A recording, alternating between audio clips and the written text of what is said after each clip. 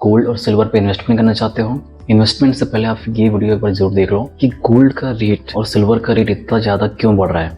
दो रीज़न है। सबसे पहला, दुनिया के सारे बैंक, जो बड़े बड़े देशों के बैंक, रिजर्व बैंक हैं या सेंट्रल बैंक हैं, वो गोल्ड रिजर्व को बढ़ा रहे हैं। दूसरा रीज़न है, गोल्ड ETF में इन्वेस्टमेंट बढ़ रहा है, जो लगभग $450 बिलियन का हो चुका है।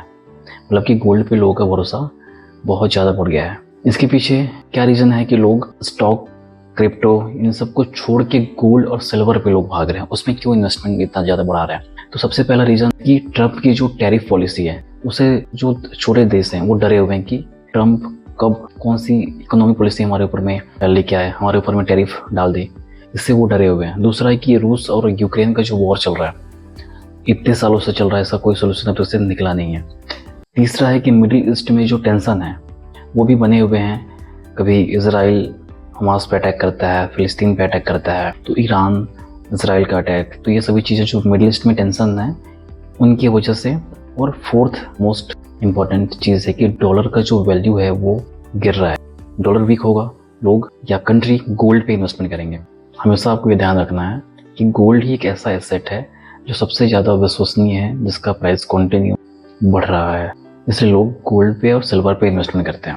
अब वर्ल्ड गोल्ड काउंसिल का जो रिपोर्ट है उसमें हम देखें तो अगस्त के मंथ में 15 टन गोल्ड का जो रिजर्व है वो बढ़ा है, देशों के द्वारा खरीदा गया है उसको।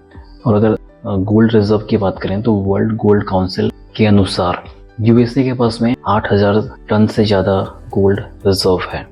वहीं चाइना की बात करें तो चाइना के पास में 2,000 टन गोल्ड रिजर्व है। और इंडिया की बात करें तो इंडिया के पास में 800 के अराउंड गोल्ड रिजर्व पड़ा हुआ है।